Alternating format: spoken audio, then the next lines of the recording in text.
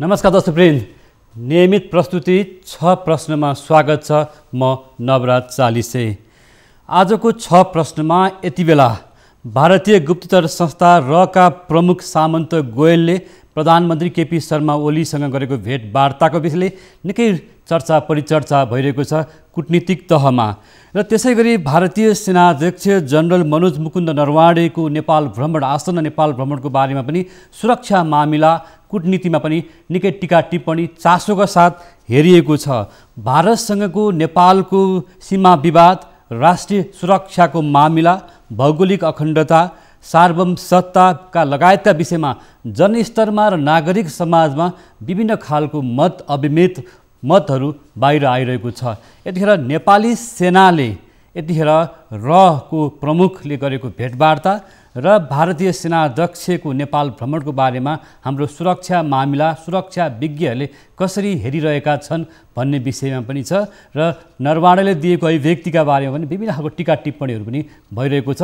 नेपाली सेनाले यतिखेर आफ्नो भूमिकालाई कसरी अगाडि बढाउँदैछ भन्ने विषयमा हामीसँग नेपाली सेनाका पूर्व जर्नल डाक्टर केशर बहादुर भण्डारी अहिले हामीसँग जोडिनु भएको छ। डाक्टर साहब, यहाँलाई स्वागत छ। हामीसँग नेपाली सेनाका पूर्व जर्नल डाक्टर केशर बहादुर भण्डारी हुनुहुन्छ। उहाँ सुरक्षा मामिलाका विज्ञ जानकार पनि हुनुहुन्छ। डाक्टर साहब, यहाँलाई स्वागत छ। आराम हुनुहुन्छ नि? धन्यवाद, ठिक छु भाइ। हजुर, भारतीय सेनाध्यक्षको आसन्न नेपाल भ्रमण भन्दा अगाडि थोरै कुरा गरिहालौँ। भारतीय गुप्तचर संस्था खुफिया एजेन्सीका प्रमुख रको प्रमुखले हाम्रा प्रधानमन्त्रीसँग सुटुक्कै भेटघाट गरेको विषयले निकै चर्चा पाइरहेको छ। नेपाली सेनालाई यो विषयमा जानकारी हुन्छ कि हुँदैन, अथवा नेपाली सेनाका चाहिँ एउटा भनौँ न लामो समय काम गर्नुभएको एउटा चाहिँ सुरक्षा मामिलाका विज्ञ पनि हुनुहुन्छ यहाँहरूले कसरी हेर्नुभएको छ यो मामिलालाई? तर जनस्तरमा टीका टिप्पणी त भइरहेको छ। अहिले त यसले धेरै टीका टिप्पणीको अवसर पाएको छ। हामीले अथवा मैले खास गरिकन त जब चाहिँ नि उहाँ आएपछि मात्र थाहा पाएको हो। त्योभन्दा अगाडि मलाई जानकारी थिएन, मेरो पर्सनल कुरा गर्दाखेरि। अब सेनालाई जानकारी हुनु त स्वाभाविकै हो। उसले आफ्नै हिसाबमा जानकारी पाएकै पक्कै थियो र उसले तर अरू डिटेल थाहा थिएन होला, त्यो चाहिँ नि सम्भावना छ। तर यो अब गोयलको भ्रमण, रको प्रमुख गोयलको भ्रमणले चाहिँ नि अहिले हाम्रो आम समाजमा बुद्धिजीवी, विश्लेषक अथवा आम चासो राख्ने जनताहरूलाई पनि दुई खेमामा विभाजन गरे। एउटा चाहिँ त अति जड राष्ट्रवादी सोचको एक खेमा छ भने अब सानो खेमाले चाहिँ नि यसलाई चाहिँ डिफेन्ड गर्ने उसमा लागेका छन्। त्यो पर्टिकुलरली अब सरकारी खेमा भनौँ न, पार्टीभित्र पनि आलोचित भइराखेको छ। यो भ्रमणको एउटा समस्या के भने धेरै संदिग्ध भयो। अब प्रधानमन्त्रीजीसँग अब मध्यरातसम्म 3 घण्टाको वार्तालाप। अब हुन त दिनभरि उहाँहरूले अरू मान्छेलाई भेट्न भयो, अरू विभिन्न नेताहरू सबैलाई भेट्न भएको छ र भेटेपछि त्यही कारणले गर्दाखेरि प्रधानमन्त्रीसँगको चाहिँ नि भेटघाट ढिलो भएको हो। तर प्रधानमन्त्रीसँगको भेटघाटको विषयमा चाहिँ नि बाहिर के पनि आएन। न चाहिँ नि प्रेसबाट राम्रोसँग आयो, न त कुनै चाहिँ नि भनौँ न सरकारी माध्यमबाट बाहिर निस्क्यो भने चाहिँ मान्छेलाई ठुलो चाहिँ नि संदिग्ध भयो। अब धेरै जस्तो मान्छेले यसलाई चाहिँ नि अन्धले हात्ती छामे जस्तो यो हो कि त्यो हो कि भन्न थालिरहेका छन्। त्यसो त होइन। अब उहाँले पक्कै पनि भेट्नु भएको छ। भेट्नेमा चाहिँ नि सर्टेन ठोस कुरा भएको छ। स्वाभाविक सीमा आदि कुरा हुने भए अरू पनि सम्बन्ध, नेपाल भारत सम्बन्धको बिचमा कुरा भएकै होला।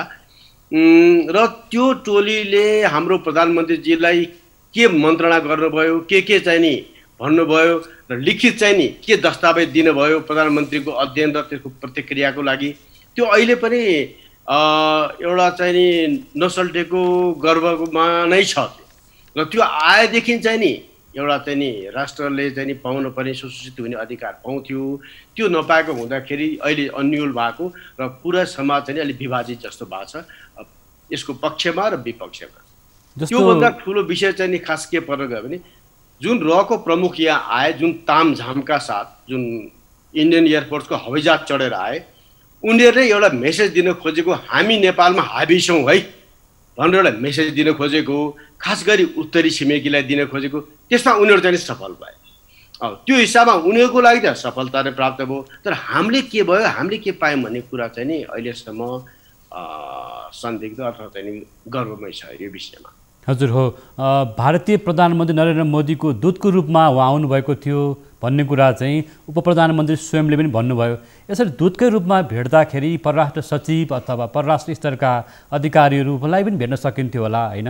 तर गुप्तचर संस्थाको प्रमुखलाई भेट्दा त धेरै शङ्का गर्ने ठाउँ भयो नि त। होइन, यो जुन ढङ्गबाट भेटघाट भयो त्यो चाहिँ कुनै पनि हालतमा राष्ट्रिय स्वार्थ र राष्ट्रिय नीति र राष्ट्रिय सुरक्षा नीतिको बरखिलाफ हो। त्यो त्यसरी भेट्न हुँदैन र यस्ता के अरे भेटघाट चाहिँ नि औपचारिकतै हुनुपर्छ। केही गोप्य कुराहरू गोप्य राख्न सकिन्छ, त्यो अर्कै कुरा हो। तर यो तरिका जुन भयो प्रोटोकललाई मास्ने, यो एक्लै चाहिँ नि भेट दिने, अब कसैलाई चाहिँ नि नराख्ने भन्नु, परराष्ट्र वा कुनै अङ्गलाई नराख्ने, अब गोयलको चाहिँ नि औकातको लागि हाम्रो अब भनौँ न काउन्टर पार्टले चाहिँ नि खास केही भूमिका नहुने, प्लस अब प्रधानमन्त्री मोदीको दूतै भयो भने पनि के हो त, दूतसँग त भेटघाट गर्न मिल्छ तर तरिका भएन। त्यही कारण यसैले यो संदिग्ध भयो र यसले गर्दाखेरि यसले धेरै नै चाहिँ नकारात्मक प्रचार पाइरहेको छ। यो जति सके चाँडै हाम्रो प्रधानमन्त्रीजीले खोलिदिनु भयो भनेदेखि अथवा चाहिँ यो बारे जानकारी गराइदिनु भयो भने देशको लागि र उहाँको लागि पनि राम्रो हुन्छ। निर्वाचित प्रधानमन्त्रीले जनताको मतबाट भनौँ न प्रधानमन्त्री बन्नुभएको प्रधानमन्त्री यसरी गोप्य भेटघाट गरेर अथवा भनौँ न एउटा भारतीय खुफिया एजेन्सीलाई अपारदर्शी मानिन्छ। हाम्रो नेपाली सेनालाई पनि त्यो विषयमा कतिको जानकारी छ कि अब जस्तो हाम्रो सेनाको प्रोटोकलहरू के हुनसक्छ यसरी, अथवा सेनाको इन्टेलिजेन्सले त्यो कुरा थाहा पाउँछ थाहा पाउँदैन।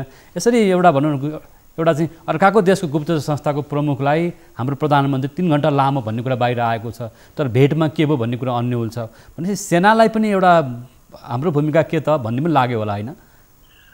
यस्तो भयो नि, यो सेनाको माध्यमबाट भएको कुरा पनि भएन। सुरक्षाको विषयमा सेनालाई चासो नहुने भन्ने त कुरा हुँदै होइन।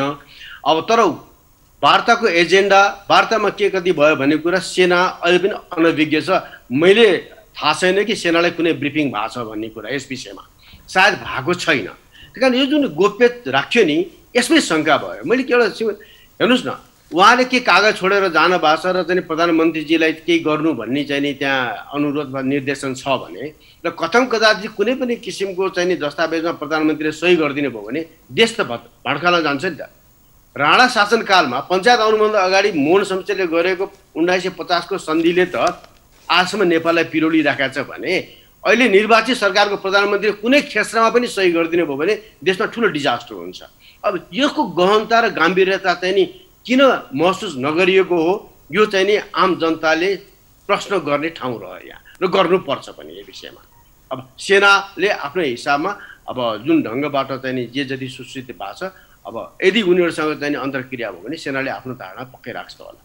रको प्रमुख यहाँ आउँदै गर्दा अथवा आउनुभन्दा अगाडि हाम्रो सेनालाई जानकारी हुन्छ हुँदैन, सुरक्षा निकायलाई जानकारी हुन्छ हुँदैन, नेपाल प्रहरी अथवा सशस्त्र प्रहरी अथवा हाम्रा सुरक्षा मामिला हाम्रो चाहिँ गुप्तचर संस्थाहरूलाई पनि जानकारी हुँदैन अथवा नेपालको गुप्तचर संस्थाले त समन्वय गरेको हुँदाखेरि जानकारी नहुने भन्ने कुरै भएन।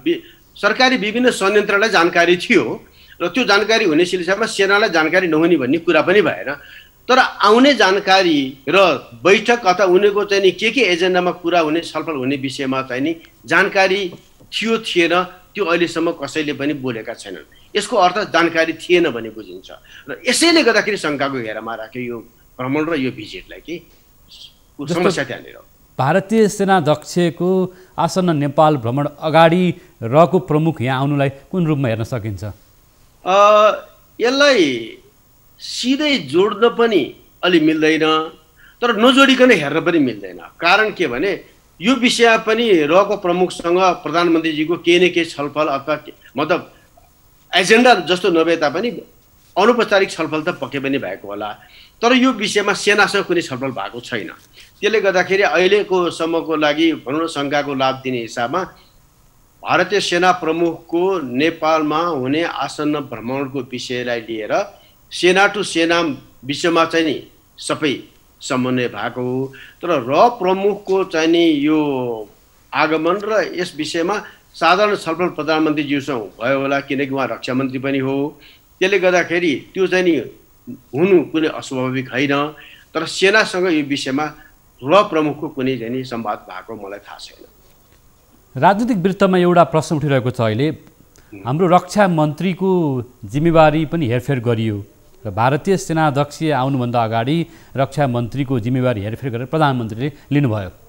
यो विषयलाई विभिन्न कोणबाट हेर्न थालिएको छ नि त। अहिले यसलाई यस्तो गरेर हेर्नुपर्छ, त्यो अब मन्त्रीमण्डल विघटन गर्ने अथवा चाहिँ नि चेन्ज गर्ने आदि इत्यादि भन्ने कुरा प्रधानमन्त्रीको प्रेरोगेटिभ राइट्स हो। अब यो हाम्रो सिस्टमले त्यही नै दिन्छ, त्यही कारण उहाँले गरेकोमा हामीले अन्यथा सोच्न मिलेन। तर प्रधानमन्त्रीले रक्षा मन्त्रीको चाहिँ नि पोर्टफोलियो लिने पहिलादेखिको चलन हो, यो अहिलेदेखिको चलन होइन। र बिचमा 2-4 जना अरू रक्षा मन्त्रीहरू पनि हुनुभयो, अब त्यो पनि राम्रै कुरा हो। तर प्रधानमन्त्रीले रक्षा मन्त्रीको पोर्टफोलियो लिने भनेको यो ठिकै हो, चलुम। नेपालमा धेरै अगाडिदेखि यो चलिराखेको प्रथा हो। यो मेरो हिसाबमा यसलाई अन्यथा हिसाबमा नसोच्दाखेरि बेस होला। जस्तो नेपाल आर्मी चाहिँ रक्षा मन्त्रीसँग भन्दा प्रधानमन्त्रीसँगै काम गर्न चाहिँ सहज मान्दछ, यसको मतलब? सहज भन्दा पनि कतिपय डिसिजन चाहिँ नि प्रधानमन्त्री मार्फत भयो भने गराउन अथवा चाहिँ आवश्यकतालाई चाहिँ नि धेरै चाहिँ नि ब्युरोक्रेटिक प्रोसेसमा नगइकन पनि अथवा चाहिँ नि रेड टेपिजम हटाउनको लागि पनि प्रधानमन्त्री रक्षा मन्त्री हुँदाखेरि नेपाली सेनालाई पक्कै पनि सहज हुन्छ। हजुर, जस्तो रको चाहिँ प्रमुखको नेपाल भ्रमणले जुन खालको आलोचना सरकारले खेपिरहेको छ, पछिल्लो पटक भारतीय सेनाध्यक्षलाई पनि यति चाँडै स्वागत गर्न अलि हतार भयो कि अलि पछि गर्न सकिन्थ्यो कि भन्ने पनि प्रसङ्गहरू जोड्न थालिएको छ। यहाँ लामो समयसँग सुरक्षा मामिलालाई हेरिरहनु भएको छ नजिकबाट, के भन्नुहुन्छ सर? होइन, यो टिका टिप्पणी गर्ने मान्छेको लागि त जति पनि मसला भइहाल्छ हो। नरबाडे चाहिँ नि विभाजित हुनुभयो, कारण के भनेदेखि जब चाहिँ नि पृथ्वीराजगढबाट चाहिँ नि लिपुलेक हुँदै मानसरोवर जाने बाटोको उद्घाटन गर्ने बेलामा उहाँले अलिकति नकारात्मक, मतलब नेपालले गरेको विरोधलाई कसैको उक्साहटमा भएको हो कि भन्ने किसिमबाट नकारात्मक टिप्पणी गरिदिनु भयो, जुन सेना प्रमुखबाट त्यस्तो टिप्पणी नआउनु पर्ने थियो तर आयो। अब कारण पनि छ, किनकि त्यो चाहिँ नि उद्घाटन समारोहमा अब रक्षा मन्त्री त्यही थिए, chief of defence staff Bipin Rawat त्यही नै थिए र प्रधान सेनापति त त्यो प्रोटोकलमा तेस्रोतिर मात्रै पर्ने मान्छे भए। अब त्यो के चाहिँ राजनीतिक माहौलमा त्यो कुरा उहाँबाट चाहिँ नहुनु पर्ने वक्तव्य आइदियो। तर कुरा के भने हामीले त्यसैलाई जिब्रो समातेर बस्नुपर्ने जरुरी छैन। त्यही प्रधान नरवाने भारतीय सेना प्रमुखले देहरादुनको इन्डियन मिलिट्री एकाडेमीमा आधिकारिक रूपमै उहाँले चाहिँ नि त्यो आफ्नो पूर्ववत भनाइलाई सच्याइसक्नु भएको छ। उहाँले नेपाललाई कुनै पनि किसिमको हृदयमा चाहिँ चोट पुर्याउने काम गर्नु मेरो कुनै उद्देश्य नै छैन भनेको मतलब चाहिँ नि यही हो। डिप्लोमेटिक हिसाबमा चाहिँ मैले पहिला भनेको चिज मैले फिर्ता लिएँ र त्यसको चाहिँ नि अब चाहिँ नि औचित्य छैन र हाम्रो उद्देश्य अथवा मेरो भनाइ त्यो होइन भनेर उहाँले आफ्नो पूर्ववत चाहिँ नि गल्ती भनाइलाई सच्याइसक्नुभयो। त्यस्तै भारतको चाहिँ नि रक्षा मन्त्री राजनाथ सिंहले पनि नेपाल र नेपाली सेनाको हामीसँग प्रगाढ सम्बन्ध छ र यो चिज रहिरहन पर्ने चिज हो, यसको महत्त्व हामीले बुझाएको छौँ भनेर उहाँले पनि हल्का नकारात्मक पहिला गर्नुभएको नकारात्मक टिप्पणीलाई सच्याइसक्नु भयो। भनेपछि अब यो चिज सक्यो के, अब यसैलाई समातेर बसेर हामी अति जडवादी राष्ट्रवादी हिसाबमा चाहिँ हामीले कुरा गरेर अहिले नरवाने किन आउनु पर्यो, भारतीय सेना प्रमुख किन आउनु पर्यो, यसको औचित्य के छ, अहिलेको चाहिँ असामयिक भयो, यस्तो आउनु नै चाहिँ नि जरुरी छैन, यसलाई चाहिँ हामीले आउन दिनु हुँदैन भने जस्तो यो अतिवादी सोच भयो। यो राष्ट्रिय लेभलमा चाहिँ नि यस्तो सोचले मात्रै राज्य व्यवस्था सञ्चालन हुँदैन र एउटा चाहिँ नि कूटनीति पनि चल्दैन। दुई देशको बिचको सम्बन्ध भने त कूटनीतिले धेरै महत्त्व राख्छ।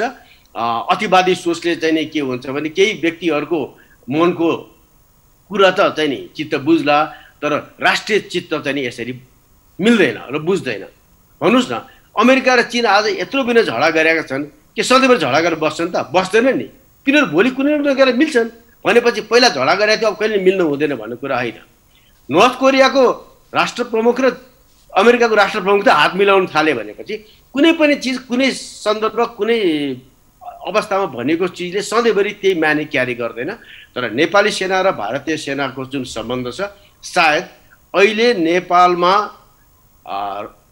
समाधीन अवस्था जुन रहेको छ त्यो फुकाउनको लागि यो सम्बन्धले अहिले काम गर्छ र काम गर्ने देखिएको छ र यही कारण हुनसक्छ यो भ्रमणको चाहिँ नि औचित्य र यो भ्रमण चाहिँ यदि चाँडो त नभनौँ, पहिला 4 सालदेखिको पेन्डिङ टास्क हो। तर मानिसहरूले आशंका गरेको चाहिँ के भने रको प्रमुखलाई पनि प्रधानमन्त्रीले खुसटुक्क भेट्नु अनि सेनाध्यक्ष पनि आउँदै गर्नु र कतै यो भनौँ न नेपालको भू राजनीतिमा नेपाल चीनतिर फर्कियो भन्ने विषय लिएर त्यो चिन्ताले लिएर गर्दाखेरि भारतीय सेना अथवा नेपाली सेनाले त्यो खालको एउटा सैन्य कूटनीतिलाई अगाडि बढाउन खोजिएको भन्ने पनि छलफल हुन थालेको छ नि त यति बेला। होइन छलफल त जति गरे शङ्काले लङ्का जलाउँछ भन्ने कुरा। नेपाली सेना र भारतीय सेनाको सम्बन्ध, नेपाल र भारतको चाहिँ चिसो सम्बन्ध र संवादविहीन अवस्था पनि राम्रो थियो र राम्रो छ पनि। र अहिलेको अवस्थामा यो डेडलक फुकाउनको लागि पनि कहीँ न कहीँ कसैले सहजीकरण गर्नुपर्ने अवस्था थियो। एउटा कूटनीतिमा के हुन्छ भने संवाद र कूटनीतिले चाहिँ नि विभिन्न किसिमको चाहिँ नि लुज एन्ड्सहरू अथवा चाहिँ नि कुरा गर्ने माध्यमहरू खुला राखेको हुन्छ। त्यो नराख्ने हो भनेदेखि त चाहिँ नि ब्रेक नै भइहाल्छ। त्यो राखेको सिलसिलामा अहिले चाहिँ नि सैनिक कूटनीतिले चाहिँ नि त्यो भूमिका निर्वाह गर्न उपयुक्त भयो र त्यही निर्वाह गरेको कारणबाट अहिले यो चाहिँ नि भ्रमण पनि भएको हो। र फेरि भ्रमण चाहिँ नि यो भन्नुहोस् न भारत स्वतन्त्र भएदेखि नै जेनरल क्यारिएपाको पालिदेखि नै नेपाल र भारत बिचको चाहिँ नि यस्ता किसिमको प्रधान सेनापतिको चाहिँ नि भ्रमण भइराखेको हो, आदान प्रदान भइराखेको हो। र एक देशले अर्को देशको प्रधान सेनापतिलाई मानार्थ महारथी दिने चलन पनि छँदैछ र भइराखेकै छ। त्यस्तै खराब रिलेसन्स भएको बेलामा एक दुईचोटि नहुनु अर्कै कुरा हो, अन्यथा निरन्तर यो चलिराखेको प्रक्रिया हो। र यहाँ चाहिँ अलिकति चाहिँ मिडिया पनि अल्मल्या के छ भने यस्तो आउने अर्को देशको प्रधान सेनापतिलाई नेपालमा दिने भनेको मानार्थ महारथी हो अथवा 4 तारे जरेल मात्रै हो, यहाँको मानार्थ सेनापति होइन के। यहाँ चाहिँ धेरै मान्छेले मानार्थ सेनापति भनिरहेका छन्, त्यो गल्ती हो, गल्ती बुझाइमा गल्ती अथवा चाहिँ नबुझेर भनिएको।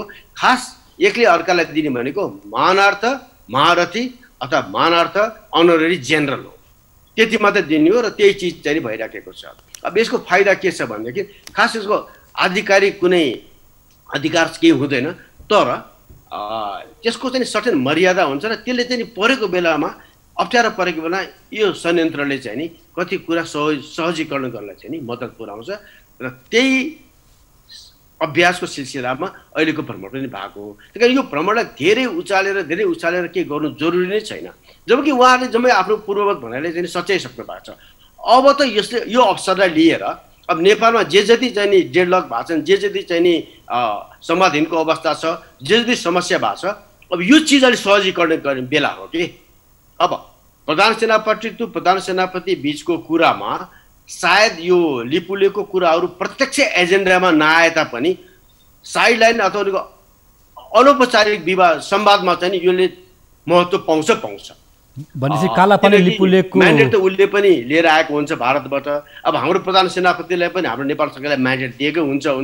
किनभने म्यान्डेटदेखि बाहेक पनि यो भ्रमण र यो चाहिँ नि दुईजना प्रधान सेनापतिको चाहिँ नि वार्तालापको बेलामा धेरै चाहिँ नि कुराहरू सहजीकरणलाई मद्दत पुग्छ र यो हुन्छ भन्ने किसिमबाट हामीले बुझ्नुपर्छ।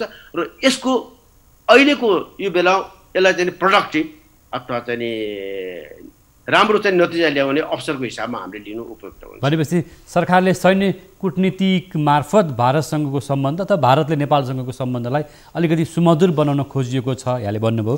जुन कालापानी लिपुलेकको जुन विवादलाई पनि एउटा सेनापतिहरूले 1-to-1 वार्ता गर्दाखेरि केही न केही त्यो इस्युले नै ठाउँ पाउँछ भन्नुभएको छ। तर सर बाहिर आम नागरिकमा एउटा धेरै गुनासो आशंका पनि छ कि रको प्रमुखलाई प्रधानमन्त्रीले भेटे लगतै सेनापति आउँदै हुनुहुन्छ अथवा कतै नेपालमाथि भारत चाहिँ हाबी भयो अथवा नेपालले भनौँ न चीनसँग अब आफ्नो खालको सम्बन्ध विस्तार गर्दै थियो, नाकाहरू विस्तार गर्दै थियो भन्ने प्रसङ्ग भन्ने आशंकालाई गर्दाखेरि अलिकति यो मामिलामा अथवा भारतीय आर्मी अथवा भनौँ न आर्मीले नेपाल आर्मीलाई प्रयोग गर्यो भन्ने पनि चर्चा सुन्न थालिएको छ। त्यस्तो प्रयोग भन्ने कुरा त म असम्भव नै भन्छु। किनकि भारतले नेपाली सेनालाई प्रयोग गर्ने वा भारतीय सेनाले नेपाली सेनालाई प्रयोग गर्ने अथवा चीनको विरुद्ध प्रयोग गर्ने भन्ने कुरा यो हुनै सक्दैन। किनकि हामी सैनिक व्यक्ति हामीले कुरा बुझ्छौँ नि, यस्तो चिज यो बिल्कुलै चाहिँ नि श्वेत कल्पना हो, यो हुँदैन। अब अर्को कुरा जुन आम पब्लिकको चासो भारत नेपालमा हाबी भयो हो कि भनेको, भारत नेपालमा त हाबी छँदैछ नि, अहिलेदेखिको हो र धेरै अगाडिदेखि नै हाबी छ नि। किन क्षेत्रमा भारत हाबी छैन र? तर त्यसको मतलब अब हामीले अनावश्यक किसिमको हाबी हुन नदिनु पो हाम्रो प्रयास हो त, हाम्रो काम हो त। यो चिज हो जबसम्म हामी, किनकि धरातले वास्तविकता के छ भने भारतप्रति हामी यति परनिर्भर छौँ कि भनौँ न 70% चाहिँ नि चिजहरू भारतको अथवा भारत मार्फत नभइकन हामीले यहाँ के पनि गर्न सक्दैनौँ। यो उदाहरण लागि कोकोनाको तोरीको तेल, नेपालको प्रख्यात तोरीको तेलको लागि चाहिने तोरी त विदेशबाट ल्याउनु पर्ने भइसक्यौँ हामीहरू, त्यो पनि भारतको बाटो भएर। भनेपछि हामी कुन अवस्थामा छौँ र अनि हामीले भारत हाबी भयो अथवा भन्न चाहिँ नि कराउनु पनि जरुरी छैन हो। अब यो परनिर्भरता हामीले हटाउँदै जाने हो भनेदेखि यस्ता भारतको हाबी वा कुनै पनि देशको हाबी चाहिँ नि नेपालमा हुँदैन। हाम्रो प्रयास र चाहिँ हाम्रो फोकस अब त्यहाँनिर हुनु पर्ने हो। तर बाहिर जुन चर्चा छ नि, जसरी भन्न लिम्पियाधुरा कालापानी लिपुलेको विषयमा जसरी प्रधानमन्त्रीले राष्ट्रवादको एउटा चाहिँ जुन उच्च एउटा चाहिँ भनौँ न एउटा आकाङ्क्षा देखाउनु भयो र एउटा जनताको पनि विश्वास जित्नु भएको थियो। तर यो भनौँ न बिदाको समयमा चाडपर्वको मुखमा चाहिँ रको प्रमुखसँग भेटेको विषयले कतै हामी धेरै कुरा भारतसँग बार्गेनिङ गरिरहेका छौँ, हामी केही गुमाउँदैछौँ भन्ने अलिक चिन्ता र चासो पनि बढिरहेको छ। यस्तो अवस्थामा नेपाल आर्मीको भूमिका के आर्मी चुप लाएर बस्न सक्छ अथवा आर्मीले पनि केही कुरा बाहिर ल्याउन सक्छ कि भनेर अलिकति विभिन्न सुरक्षाविद अथवा पूर्व चाहिँ जर्नलहरूले पनि त्यो कुरा गर्दै आउनुभएको छ। अलिकति जहाँ चासो र चिन्ता त बढेको छ नि त सर। होइन, सही कुरा हो। किनकि यस्तो बेलामा चाहिँ नि भारतको रको प्रमुख आएर प्रधानमन्त्रीजीलाई भेट्ने भन्ने कुरामा नेपाली, किनकि र भनेको खुफिया एजेन्सी हो कि, अब त्यसले चाहिँ नि नेपालमा अहिलेसम्म राम्रो के गरेको छ त आजका दिनसम्म भनेपछि यसले राम्रो भन्दा नराम्रो गरेकै ट्र्याक रेकर्ड छ नि त। र नेपालमा मात्रै होइन बाहिर पनि त्यसले यसै गरेको छ नि। अब सिक्किमकै कुरा गरौँ, अब भुटान जहाँ पनि यसले चाहिँ नकारात्मक काम गरेकै छ नि। झन् नेपालमा त स्थापितै छ, मान्यता छ। भनेपछि अब ऊ आउँदाखेरि नेपाली यहाँ त के भनिन्छ भने रका एजेन्टहरू चाहिँ यो चिज हो नि त, प्रधानमन्त्रीज्यूले चाहिँ नि यसको बारेमा फारफर्च गरेर चाहिँ जनतालाई बुझाउने। अब झन् उहाँले लुकाएर पोको पारेर राख्ने हो भनेदेखि त शङ्का झन् बढ्नु स्वाभाविकै हो। हाम्रो आम नागरिकमा पनि के छ भन्दा रको एजेन्ट चाहिँ हाम्रा पार्टीका नेताहरू छन्, हाम्रा पूर्व प्रधानमन्त्री मन्त्रीहरू छन् भन्ने कुरा भनिरहँदाखेरि रकै प्रमुखले यहाँले पनि भन्नुभयो अपारदर्शी संस्था छ, यसले विभिन्न खालको नेपालको राजनीतिक घटनाक्रम यहाँ भएका विभिन्न उथलपुथलमा रको खेल हुन्छ भनिन्छ। यस्तो रकै प्रमुखसँग हाम्रो प्रधानमन्त्री इन्जोय गर्नुपर्ने अवस्था आएको हो। त्यो उहाँलाई सोध्नु बेस होला। तर स्वाभाविकै रको कामै यस्तो हो कि आफ्नो चाहिँ एजेन्टहरू तयार पार्ने, आफ्नो स्वार्थ र चाहिँ अब किसिममा काम गर्ने गराउने, उसको कामै त्यही हो। र उसले नेपाललाई एजेन्ट बनायो भनेर चाहिँ कुनै अन्यथा सोच्नु जरुरी छैन। ऊ त सफल भएको हो नि त्यस्तो कुरामा। यदि हाम्रा चाहिँ ठुल्ठुला नेताहरू नै उसको चाहिँ नि एजेन्ट भएर बसेका छन् भने त र त पुरा सफल भयो नि हो। यहीँनिर आएर नेपाल अलिकति चलाक सचेत हुन पर्यो। यसबेला राष्ट्रिय सुरक्षा नीतिको महत्त्व हुन पर्यो। राज्य व्यवस्था सञ्चालन भनेको कोही व्यक्तिको हुइममा चल्ने चिज होइन। कहीँ चाहिँ नि राष्ट्रिय सुरक्षा नीतिको मापदण्ड दायराभित्र बसेर गर्नुपर्ने काम हो। यी सबै नगरेपछि त यस्ता चाहिँ नि विभिन्न चाहिँ नि भङ पर्नु त स्वाभाविक हो नि। र यसमा त रलाई दोष दिन मिलेन। हामी खराब भन्ने पो हामीले त्यो आफ्नो चाहिँ नि आफूले आफूलाई चिन्न पर्यो त। हामी नचिन्ने बिचारा जनता कराएर के गर्ने? जनताले के गर्न सक्छ? जनताले सही गर्न सक्छ? जनताले कुनै निर्णय गर्न सक्छ? सक्दैन नि त। किन निर्णयमा जो मान्छे पुगेका छन्, जसले हामीले पुर्याएका छौँ, यिनीहरू ठिक हुनु पर्यो नि त। अब उहाँहरू ठिक नहुने हो भनेदेखि कसको अगाडि रोइ गराइ गर्न जाने, कहाँ टाउको फोड्ने, कहाँ भित्तामा टाउको हान्ने, यस्तो छ कि अहिले समस्या। जस्तो रको प्रमुखसँगको भेट चाहिँ लुकेर गरियो अथवा हाम्रो पूर्व प्रधानमन्त्री पनि त्यहाँ भेटघाटमा सहभागी थिए अथवा घर घरमा भेट भयो अथवा कहाँ बाहिर भेट भयो भन्ने कुरा आइरहेको छ। अहिले होइन हामीले भेटेका छैनौँ भन्ने कुरा पनि आइरहेको छ। र हाम्रो कुनै सुरक्षा मामिलाका विज्ञहरू अथवा हाम्रा चाहिँ भनौँ न चाहिँ नेपाल आर्मीका चाहिँ महत्त्वपूर्ण व्यक्तिहरूले पनि भेटघाट गरेको यहाँलाई जानकारी छ? उहाँहरूले भेटघाट गरेको भन्ने कुरा कुनै प्रमाण सत्य नभए पनि भेटघाट गरेको चाहिँ पक्का हो। उहाँले जुन दिउँसो आउनुभयो र दिनभरि यही भेटघाट सकेर प्रधानमन्त्रीजीलाई भेट्न चाहिँ बेलुका पुग्नुको कारण पनि त्यही हो। त्यसले गर्दाखेरि त्यो सामन्त गोयलले नेपाल आर्मीको चिफसँग भेट्नुभयो होला पनि। अब त्यो फटा कुरा उहाँहरूले नै थाहा छ। अब एक दिन त निस्किहाल्छ नि, त्यो चाहिँ ठुलो समस्या छैन। नभेटेका कुरा चाहिँ होइन, उहाँले सबैले भेट्नु भएको छ। त्यो उहाँले सबै हाम्रा नेताहरूलाई भेटेका छन्।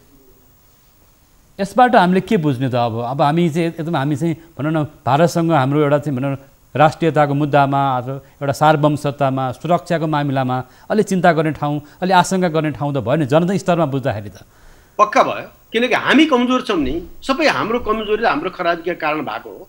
नत्र भने कुनै पनि रको प्रमुखले यस्तो किसिमबाट हरेक आफ्नो चाहिँ नि प्रोटोकलभन्दा माथिका मान्छेलाई चाहिँ नि भेट्दै जहाँ जे मनलाई गर्दै हिँड्न पाउँदैन।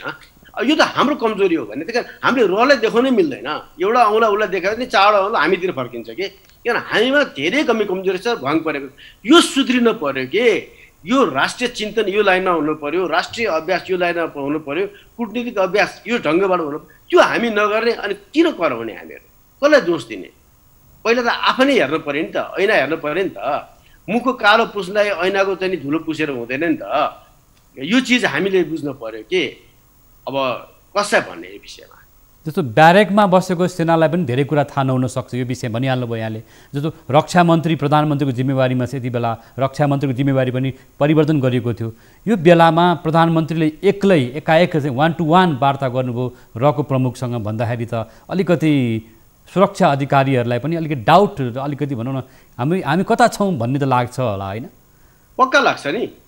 किनभनेदेखि नेपाली सेना वा अन्य सुरक्षा अङ्गहरू पनि सुरक्षाको विषयमा र दुई देशको चाहिँ अहम हितका विषयमा उसको मुख्य चासो रहन्छ नै। नेपाली सेनाको जिम्मा पनि सार्वभौमिकता, भौगोलिक अखण्डता, राष्ट्रिय एकता, स्वाधीनता, यी सबै त नेपाली सेनाको म्यान्डेटेड टास्क हो, संविधानले दिएको। र यो विषयमा नेपाली सेनालाई चाहिँ नि बाइपास गरेर जानकारी नदिकन यो विषयमा कसैले कुरा गर्छ भने त्यो नेपाली सेनाले त्यो लिनै सक्दैन, किनकि त्यो संविधानको विपरीत हो, बर्खिलाफ हो। र नेपाली सेनालाई दिएको टास्कमा चाहिँ कसैले चाहिँ नि ओभररुल गर्छ भने त्यो नेपाली सेनालाई चाहिँ नि स्वीकार्य हुँदैन, हुनु पनि हुँदैन। नाकाबन्दी भोगेका हाम्रा प्रधानमन्त्री हामी सबैले जुन खालको चाहिँ भारतसँगको जुन एउटा भनौँ न एउटा खालको पीडा, एउटा चाहिँ भनौँ न विश्वव्यापी रूपमा एउटा ठुलो आक्रोश, एउटा चाहिँ भनौँ न आरोप पनि भयो, एउटा चाहिँ भनौँ न आलोचना भयो भारतको। यस्तो नाकाबन्दी खेपेर आउँदा पनि हामी अझै पनि भारतसँग लम्पसारवाद हाम्रो नीति देखियो, अथवा रको प्रमुखले खुलेआम रूपमा हाम्रो प्रधानमन्त्रीसँग भेटभाट गर्छन्, अथवा भने हामी सीमा मिच्दाखेरि हामी बोल्दैनौँ। अहिले पनि हामी हेरौँ अथवा तराई मधेसका सीमाहरू मिचिएको अवस्था छ, भारतीय सुरक्षाकर्मीहरू हाम्रो सीमाभित्र आउँछन्, यहाँ अतिक्रमण गरिरहेको अवस्था छ, हाम्रा नागरिकहरूमाथि कुटपिट भएको अवस्था छ, होइन? बिल्कुल हो। अब यी चिजहरू कस्तो भने भारतले नेपाललाई कसरी हेर्छ भने उसको लागि साधारण कुरा, सानो कुरा भन्ठान्छ, तर नेपालको लागि यो ठुलो कुरा हो। र नेपालको लागि यो मेजर इरिटेन्ट्स हो कि भारतको लागि यो माइनर इरिटेन्ट। नेपालले चाहिँ अलिकति विरोध गरेकोलाई माइनर इरिटेन्टको रूपमा लिए तापनि यस्ता घटना र यस्ता जुन जे जति भइरहेका छन्, जगजाहेर छन् यी कुराहरू, यो चिज चाहिँ नेपालको लागि मेजर इरिटेन्ट हो। र झन् सुस्ता र कालापानीको कुरा त म्यासिभ इरिटेन्ट र म्यासिभ इस्यु नै हो राष्ट्रियताको। र यो चिजमा भारतले जबसम्म आफ्नो एटिच्युड चेन्ज गर्दैन नि, र यही चाहिँ नि उसको नियत रहिरहन्छ भनेदेखि नेपालमा सानो सानो कुराले पनि भारत विरोधी भावना जगाउँछ। अब इन्डियाले त्यसमा चाहिँ नि एन्टी नेसनलिस्ट भावना जगायो, नेपालहरू एन्टी इन्डियन भए भन्ने किसिमबाट भन्छ भने त्यो त्यसकै गल्ती हो। उसले आफ्नो सपार्नु पर्ने चिज त सपार्नु पर्यो नि। र उसलाई सानो भए तापनि हाम्रो लागि त ठुलो भयो त्यो कुरा। हाम्रो त सेन्टिमेन्ट भावनामा छोयो त्यसले, हाम्रो राष्ट्रियताको चाहिँ नि मर्ममा त्यसले चाहिँ नि दखल दियो भनेपछि नेपालले त्यसमा विरोध गर्नु स्वाभाविक हो। र यो विरोधलाई भारतले एन्टी इन्डियन सेन्टिमेन्ट भनेर इन्टरप्रेट गरेर एकदम चाहिँ नि किन यस्तो भयो होला भन्नु चाहिँ नि त्यो भारतको गल्ती हो। र भारतले यस्ता किसिमको चिज सच्याउँछ भनेदेखि नेपाल र भारत जति सबै कुरा मिल्ने अरू देश भारतको कुनै साथी नै छैन, नेबर नै छैन, संसारको राष्ट्रमा त कोही पनि छैन। नेपालसँग पनि उसले चाहिँ नि यस्तो गलत व्यवहार गर्नु भनेको भारतको लागि नै प्रतिउत्पादक हुन्छ। हजुर सर, म एउटा कुरा सोध्न चाहेँ यहाँलाई। जस्तो भारतको यति सक्रिय छ नेपालको राजनीतिमा, हाम्रो गुप्तचरी संस्था कहाँ छ थाहा छैन, हाम्रो इन्टेलिजेन्स ब्युरोले काम गर्छ गर्दैन, अथवा यहाँले त बाहिरबाट हेर्नु भएको छ हाम्रो इन्टेलिजेन्स ब्युरो चाहिँ कसरी काम गरिरहेको छ, तलब भत्ता मात्रै खान्छ कि, अथवा नेपाल आर्मीको इन्टेलिजेन्स ब्युरोले चाहिँ काम गर्न सक्छ कि सक्दैन, अलिकति यहाँले बाहिरबाट बसेर केही बोल्न मिल्छ? होइन, मैले बाहिरबाट पनि भित्रबाट पनि बुझेको छु यो विषयमा। यस्तो छ, किन नमिल्नु? नेपालको जुन राष्ट्रिय अनुसन्धान विभाग छ नि, यो राष्ट्रिय अनुसन्धान विभागले गर्ने काम गर्नै दिएको छैन। कसले? नेपाल सरकारले। यो राजनीतिकरण गरेर यसलाई ध्वस्तै पारिसके। भने राष्ट्रिय अनुसन्धान विभागको जुन एउटा क्षमता, जुन दक्षता थियो र जुन उसले रिजल्ट ओरिएन्टेड कामहरू गरेर नेपालको हक हितमा काम गर्न सक्थ्यो, त्यो गर्न नसक्नुको मुख्य कारणै राजनीतिक हस्तक्षेप र टोटल राजनीतिकरण हो कि। त्यही कारण उनीहरूमा क्षमता नभएको होइन, क्षमता छ तर काम गर्न दिँदैन। अब तपाईँले यसले गर्दाखेरि अब दोष दिन पर्यो घुमाइ फिराइ उही चाहिँ नि जसले राज्य व्यवस्था सञ्चालनमा बस्नु भएको छ, जो चाहिँ नि कार्यकारीहरू हुनुहुन्छ, उहाँहरूको स्वार्थ के हो? स्वार्थ राष्ट्रिय स्वार्थ भन्दा उहाँहरूको स्वार्थ त हाबी भइदियो के। विडम्बना, यो देशको लागि विडम्बना हो। तर यसले कुनै न कुनै दिन उहाँहरूले चाहिँ नि जवाफ त पाउनुहुन्छ। हजुर, अब हामी कार्यक्रमको कारणबाट देशले चाहिँ त धेरै समस्या भोग्नु पर्यो नि। तपाईँले नेपाली सेनाको कुरा गर्नुभयो। नेपाली सेनाले चाहिँ नि खास गर्ने चाहिँ नि फिल्ड इन्टेलिजेन्सको काम हो र यस्तो विषयमा चाहिँ नि राष्ट्रिय अनुसन्धान विभागले गर्ने र नेपाली सेनाले गर्ने काम अलिक फरक ढाँचाको हुन्छ। नेपाली सेनाले सुरक्षाको दृष्टिकोणबाट काम गर्छ भने राष्ट्रिय अनुसन्धान विभागले चाहिँ नि विभिन्न किसिमको आन्तरिक जासुसीदेखि लिएर बाहिरको जासुसी समेतका कामहरू उसले गर्छ। यस्तो छ। हजुर, भारतीय जासुसी प्रमुख नै भनौँ न, एजेन्टलाई भेटिसकेपछि, प्रधानमन्त्री भेटिसकेपछि हामी चीनसँग निकै हाम्रो सम्बन्ध विस्तार भइरहेको थियो। सरले पनि अहिले सुरुमा भन्नु खोज्दै हुनुहुन्थ्यो कतै चीन पनि सशङ्कित भयो अब नेपालप्रति। जतिसुकै हाम्रा नेताहरूले हामी चीनसँग सम्बन्ध विस्तार गर्छौँ भनेर हामीले चाहिँ भनौँ न नेकपाका नेताहरूले चीनसँग एउटा कम्युनिस्ट पार्टी बिचको एउटा सम्बन्ध विस्तार गर्दै पनि थिए। एकातिर रको प्रमुखलाई पनि हामी भेट्दैछौँ। कस्तो डबल स्ट्यान्डर्ड सम्बन्ध बन्दैछ होइन सर? डबल स्ट्यान्डर्ड मात्र होइन, यस्तो किसिमबाट चाहिँ नि कूटनीति गर्ने हो र राजनीति इङ्गेजमेन्ट राख्ने हो भने नेपालको अस्तित्व नै सङ्कटमा पर्छ। भन्नुहोस् न, हामी चाहिँ नि असंलग्न कुरा पनि गर्ने, समदूरीको कुरा पनि गर्ने। अब भारतसँग चाहिँ नि हामी यति बिना होइन, ठिक छ बाध्यता छ, कति कुरा भारतसँग हाम्रो हुनुपर्छ। जुन चीनले पनि पहिला भारतसँग राम्रो सम्बन्ध राख अनि हामीसँग त यसै पनि राम्रो छ भनिराखेकै पनि छ। चीनले आधिकारिक हिसाबमा पनि भन्छ भारतसँग सम्बन्ध चाहिँ सधैँ राम्रो राख्नु, हामीसँग त सधैँ भन्छ। तर समस्या के हो भने भारतसँग तपाईँले लम्पसार बाधै भइदिने। अब चीनसँग हामीले गरेको विभिन्न सन्धि सम्झौता आदि इत्यादिको विषयमा अहिलेसम्म सिनको समेत नघाँस्ने। जस्तो हाम्रा नेताहरूमा म अलिकति नेताको नाम पनि लिए आज सर, अलिकति यो कार्यक्रममा सरले अलिकति सरले यो विषयमा अलिकति खुलेर पनि जानु खोज्नु भयो जस्तो मलाई लाग्यो। सिनको नभाँच्ने, भारतसँग चाहिँ नि अनेक थरीको विषयबाट लम्पसार बात गर्नु कि चाहिने नचाहिने सम्बन्ध राखेर अन्टसन्ट चाहिँ नि कुरा गरेर जुन बसेको छ यसले देशलाई चाहिँ ठिक गर्दैन। चाइनाले यो पत्याउँदैन के, चाइनाले भेरी क्लोजली हेर्छ नै। म पनि हेर्छु यदि म चाइनाको साइडमा भइदिए भए। र यसरी चाहिँ जस्तो अहिले गोयल आउँदाखेरि जुन तामझाम साथ आए नि, कसलाई देखाउन खोजेको? भेट्नको लागि त तामझाम गरेर आउनु त पर्दैन त। यो देखाउन खोजेको हामी नेपालमा यति हाबी छौँ भनेर देखाउन खोजेको चीनलाई हो कि। ऊ त सफल भयो। त्यही कारण हाम्रो हरेक कमजोरीको कारणबाट चाहिँ नि भारतले गर्न खोजेको उसले त आफ्नो राष्ट्रिय हितको कारण गर्छ नै। र ऊ सफल भइराखेको छ भने चाहिँ हामी असफल भइरहेका छौँ। जस्तो यहाँनिर म यहाँनिर सल्लाह जोड्न चाहेँ, हाम्रो नेकपाकै नेताहरूले पनि अथवा चीनसँगको सम्बन्ध उच्च तहमा राख्न सकिन्छ भनेर पुष्पकमल दाहाल प्रचण्ड होइन बेला बखतमा बोल्दै आउनुभएको छ। बाबुराम भट्टराईको विषयमा त आफ्नै खालको टिका टिप्पणीहरू भइरहेकै छ भने यस्तो खालको रकैमा चलखेल हामी कहाँ हुन्छ। अथवा पूर्व प्रधानमन्त्रीहरू शेरबहादुर देउपा, माधव कुमार नेपालको पनि नाम जोडेर आउने गर्छ। जनस्तरको कुराहरू म गर्दैछु, तर आज जनस्तरमा यो कुरा उठिसकेपछि हामीले गर्नु पनि पर्ने हुन्छ। हामी नेकपाका नेताहरूले चीनसँग त्यो लेभलको सम्बन्ध विस्तार गर्ने भन्ने, अर्कोतिर चाहिँ यहाँले भन्नुभएको जस्तो एउटा रको प्रमुख, गुप्तचर संस्थाको प्रमुख एउटा भनौँ न एउटा कर्मचारी तहको व्यक्ति आउँदाखेरि त्यति तामझाम आएर चार्टर फ्लाइट गरेर आउने त्यो खालको प्रवृत्तिले त हाम्रो चाहिँ भू राजनीति त अलिकति जटिल मोडमा पुग्दै रहेछ भन्ने पो बुझ्नु थालियो त होइन। जटिल मोडमा पुर्याउँदै हुनुहुन्छ तपाईँले। यो नेताहरूको जतिको नाम दिनुभयो नि उहाँहरू पनि यस्तो भन्नुभयो, उहाँहरूको कुरा पनि गरेर हुन्छ। उहाँले कुन बेला के कुरा गर्नुहुन्छ, कुनै कुराको कुनै अर्थ रहन्छ, कुनै चिजमा उहाँहरूको कुनै स्ट्यान्ड छ।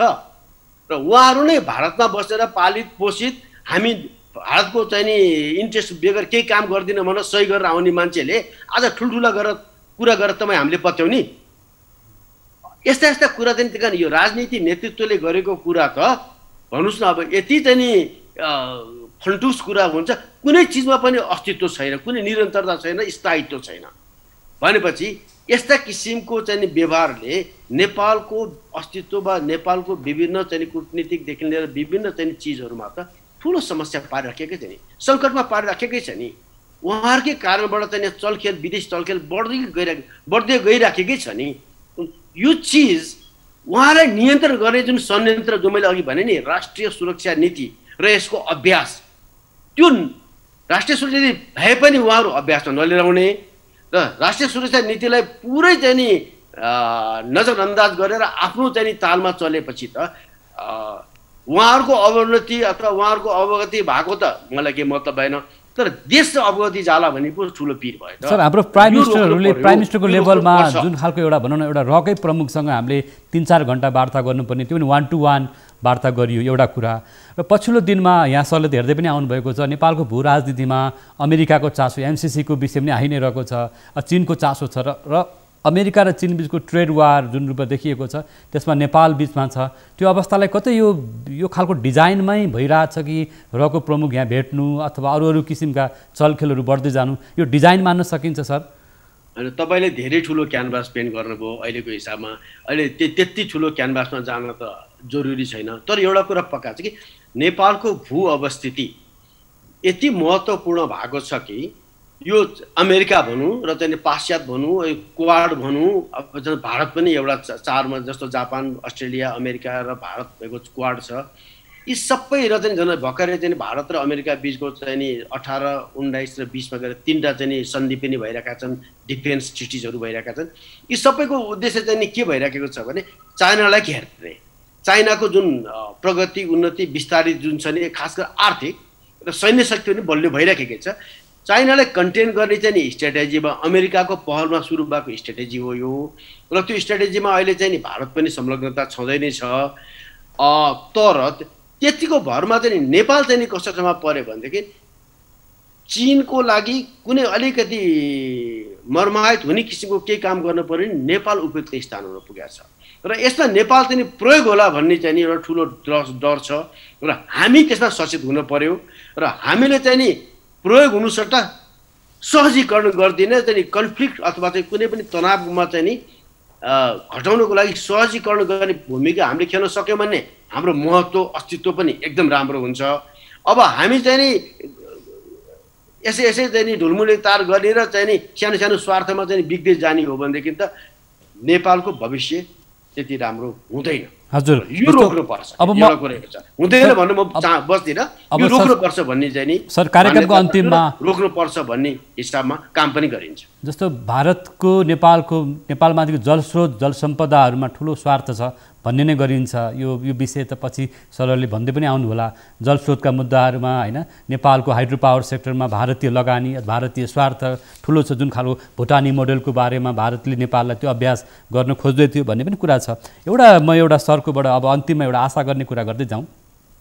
रको प्रमुखसँग हामीले गरेका केही गल्ती कमजोरीलाई सुधारेर एउटा चाहिँ आर्मी प्रमुखले हाम्रो चिफ साहबले एउटा स्ट्यान्ड लिएर हाम्रो भू राजनीतिमा अथवा हाम्रो सीमामा अथवा हामी कालापानी लिपुलेको विषयमा नेपाली आर्मीको यो स्ट्यान्ड हो भन्न सक्ने अवस्था हुनसक्छ। त्यो सन्देश हामी प्रधानमन्त्री मोदीलाई पठाउन सक्छौँ आर्मीको माध्यमबाट? मलाई जतिसम्म लाग्छ तपाईँले जुन भन्नुभएको सन्देश हो त्यो यसपालिको भारतीय सेना प्रमुखको चाहिँ नि नेपाल भ्रमणको बेला नेपाली सेना प्रमुख र उहाँको बिचमा चाहिँ नि यो महत्त्वपूर्ण आधिकारिक नभए पनि अनौपचारिक एजेन्डा हुन्छ र यो सन्देश चाहिँ नि मलाई जसमा लाग्छ यो चाहिँ भारतको उच्चतम अथवा प्रधानमन्त्रीसम्म कहाँ पुग्छ पनि र यो चिजले गर्दाखेरि यो जुन सेनापतिलाई हाम्रो मेसेज, नेपालको मेसेज यो छ, नेपाली जनताको मेसेज छ, नेपाली जनता आफ्नो सार्वभौम सत्तामा सहजीकरण गर्नको लागि यो भ्रमणले चाहिँ नि मद्दत गर्नलाई धेरै सघाउ पुर्याउँछ र ओभर द टाइम र समय जाँदाखेरि विभिन्न विकल्पको बारेमा पनि छलफल गर्न सकिने अवस्था सिर्जना हुन्छ र यो समस्यालाई चाहिँ नि एउटा दुवै पक्षको लागि मिल्दोजुल्दो समाधान गर्नेको लागि यो भनौँ यो पहल चाहिँ नि ठुलो अवसर पनि हो र मलाई लाग्छ यो भिजिटको बेला चाहिँ नि तपाईँले सोध्नु भएको चिजहरूको चाहिँ नि धेरै कुरा सम्बोधन अहिले नहोला तर सम्बोधन हुने प्रक्रिया अगाडि चाहिँ नि पक्कै पनि बढ्छ। जस्तो यहाँले पनि भन्नुभएको छ जस्तो बेला बखतमा नेपालीहरू ठुलो मात्रामा ठुलो सङ्ख्यामा अथवा नेपाली मूलका नागरिकहरू भारतीय आर्मीमा अथवा इन्डियन आर्मीमा छन्, त्यो खालको सेन्टिमेन्ट पनि हामीसँग छ हैन।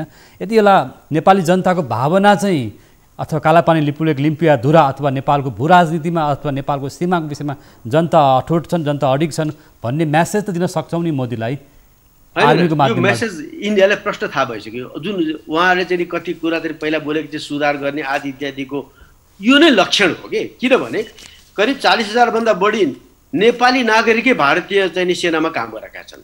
भारतीय गोर्खा कुरा गरेँ नि मैले, नेपाली नागरिक नै त्यति काम गरेका छन् भनेपछि 40,000 को के नभए पनि 2 लाख भन्दा बढी चाहिँ नि परिवार नेपालमै छन्। त्यही कारण चाहिँ नि भारतले कुनै पनि यस्तो चाहिँ नि भनौँ न नेपाललाई दुःख दिने काम गर्यो भने भारतीय सेनाका नेपाली मूलका गोर्खाज र उसको परिवारलाई असर पर्छ भन्ने कुरा भारतले राम्रोसँग बुझेको छ र भारतले त्यसै कारण पनि कतिपय कुरा गर्न सक्दैन, गर्न चाहँदैन र गर्दैन पनि। अब लडाइँ भन्ने कुरा त धेरै परका कुरा हो। हाम्रो यहाँ चाहिँ नि भन्छन् सेना गएर किन सीमामा नबसेको, किन तिनीहरूलाई नलखटेको, यस्ता कुरा पनि गरिन्छ। यो आवेगमा गर्ने भावनात्मक र आवेगात्मक यो अभिव्यक्ति हुन्। एउटा कुरा प्रश्न, नेपाली सेनाले भारतीय सेनासँग लडाइँ गरेर जित्दैन, तर कसैले पनि नेपाललाई फेरि लिन पनि सक्दैन किनकि नेपालले अनन्तकालसम्मको युद्ध गर्ने क्षमता जस्तो यहाँले भन्नुभएको छ नेपाल आर्मी अथवा भारतीय आर्मीमा ठुलो 40,000 नेपाली नागरिक छन् जुन हामी सेन्टिमेन्टबाट पनि हामी जित्न सक्छौँ नि त। यहाँले भन्नुसँग चाहिँ नि हाम्रो अहिलेको भ्रमणले चाहिँ नि धेरै कुरालाई सहजीकरण गर्न मद्दत गर्छ। हस् त सर, यहाँले महत्त्वपूर्ण समय आफू नेपाल आर्मीमा बसेर काम गर्नुभएको, सुरक्षा विज्ञ पनि हुनुहुन्छ, समय दिनुभयो, यहाँलाई धन्यवाद। कि आशंका चिन्ता पनि गर्नुभएको छ, यसको लागि पनि धन्यवाद सर। न्युज 24 लाई पनि मेरो धेरै धेरै धन्यवाद। हस् त सर, यहाँलाई धन्यवाद। हामीसँग हुनुहुन्थ्यो सुरक्षा मामिला विज्ञ जानकार नेपाली सेनाका पूर्व जर्नल डाक्टर केशर बहादुर भण्डारी। उहाँले नेपालका राजनीतिक पार्टीहरूप्रति पनि सङ्केत गर्नुभयो र चीनलाई देखाउन रहले जुन तामझाम देखायो त्यसले हाम्रो छिमेकी मुलुक, उत्तरतर्फको छिमेकी मुलुक विचलित हुनसक्छ। नेताहरूको अभिव्यक्ति र व्यवहार चाहिँ बिल्कुलै फरक देखियो। यो प्रवृत्ति नेताहरूमा छ र को एजेन्ट चाहिँ भएर काम गर्नु भएन, नेपाली जनताको एजेन्ट भएर काम गर्नु पर्यो। जनताबाट निर्वाचित सरकारले एउटा गुप्तचर संस्थाको प्रमुखसँग 1-to-1 वार्ता गर्ने, त्यो पनि अपारदर्शी, त्यो सूचना बाहिर नआउने भने त्यसले दीर्घकालमा असर गर्न सक्छ, दोस्रो तेस्रो पुस्ताका नागरिकलाई असर गर्न सक्छ भन्ने कुरा राजनीतिक नेतृत्वले बुझ्न चाहिँ जरुरी छ। हाम्रो नियमित प्रस्तुति 6 प्रश्नको पनि समय पुरा भएको छ। हामी पनि बिदा माग्छौँ। नमस्कार।